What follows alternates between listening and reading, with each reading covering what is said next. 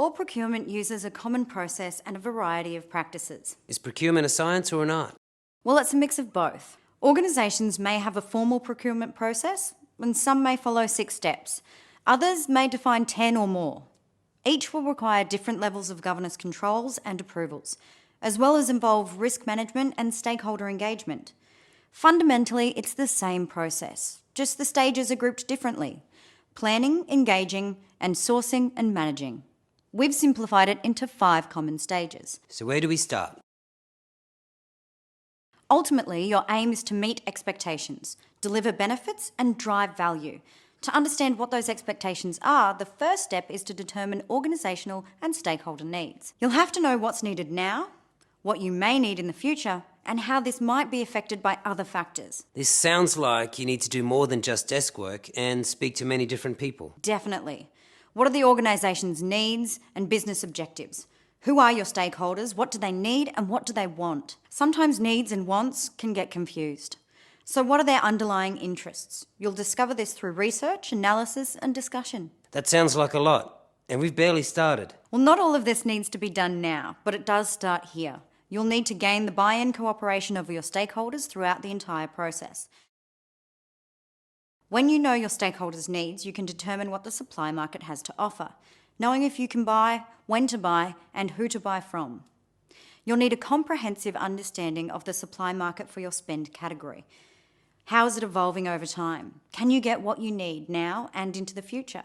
Research into this is not a once-off activity, but it's required on an ongoing basis. How does this meet expectations and create value? Supply market analysis gives you a better awareness of where you fit and can influence as a buyer, and any parameters that you may need to operate within.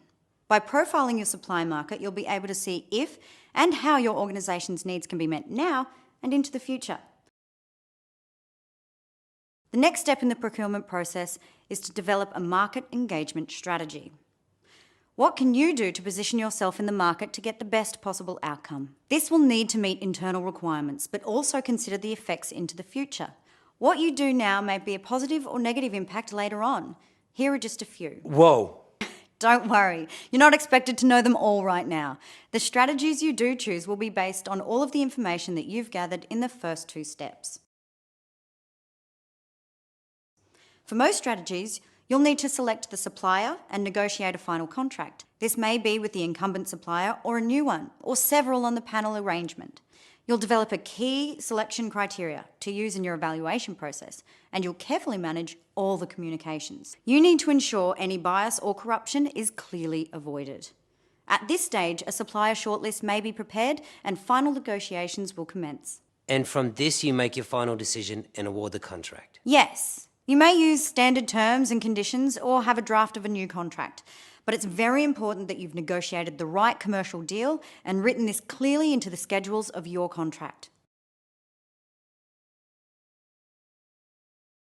The last step doesn't actually sound like a last step. No, in many ways, it triggers a whole new process.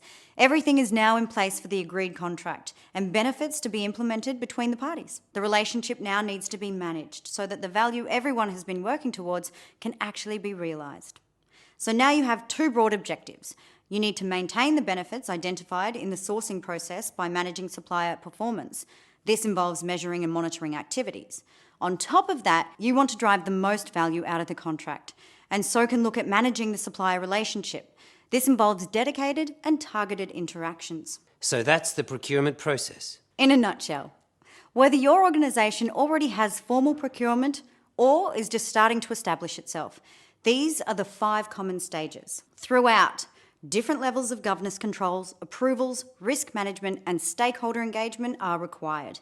And remember, at each step of planning, to engaging, to managing, you have opportunities to provide value to your organisation.